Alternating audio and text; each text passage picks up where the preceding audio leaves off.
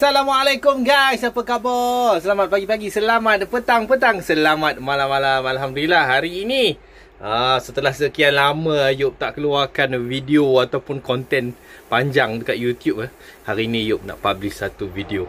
Sebab bas ni pun dah lama saya tengok, cuma tak ada kesempatan nak buat review. Dan kebetulan hari ini bas ini ada kerja-kerja sikit, datang di SMT Sdn Bhd, Simpang Pulai. Jadi kita buat review laju-laju untuk bas Sri Maju ini, versi bas persiaran. Kita tengok bahagian luaran untuk bas persiaran Sri Maju.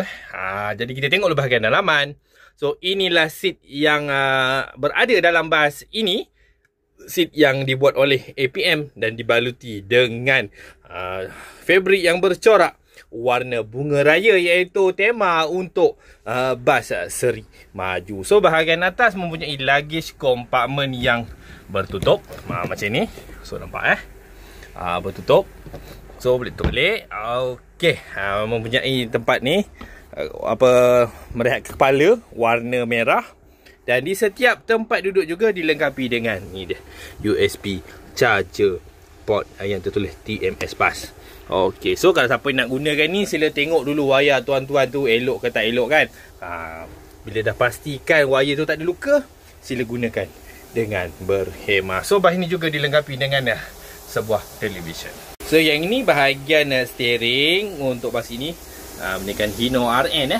So yang ini meter untuk bas Hino ini, tuan-tuan dan puan-puan. Inilah bahagian luaran untuk bas ini. Sudah tentunya bas ini dimiliki oleh Sri Maju.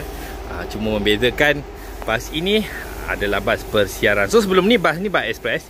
Bas nombor pendaftaran AKE ini adalah sebuah bas express. So bas ini membawa sebanyak 44 penumpang pada satu masa. So yang ini trademark lah untuk bas Sri Maju. Okey, kita review laju-laju. Yang ini bahagian belakang untuk bas Sri Maju ni. Sri Maju Sarata Express, Aneka Jasa Ramai Express.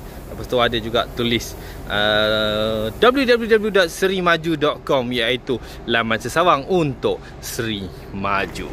So bas ini dibuat oleh TMS Bus. Inilah lampu-lampu yang ada di bahagian belakang bas ini, menggunakan semua lampu LED. Inilah nombor pendaftaran untuk bas persiaran Sri Maju ini AKE 9218. Bas yang dibuat oleh TMS Bus menggunakan model P13. 13i. P13i rasanya. Ada I rasanya. So bahagian belakang tertulis Sri Maju, dan inilah yang saya sebutkan tadi. Sekarang yuk cuba ke belakang untuk dapatkan wajah penuh daripada bahagian hadapan bas Sri Maju Tours and Travels Sdn Bhd ni. Bas yang berwarna biru, putih dan juga warna hijau. Warna hijau adalah warna pelengkap untuk setiap bas persiaran. Ini pula bahagian mata bertentang mata untuk AKE 9218, bas yang dibuat oleh TMS Bus. Tengok muka penuh ataupun wajah untuk bahagian hadapan AKE 9218. Di bahagian atas seperti biasa tertulis tulisan Sri Maju, dan di bahagian hadapan terdapat juga bunga raya, iaitu tema untuk bas Sri Maju.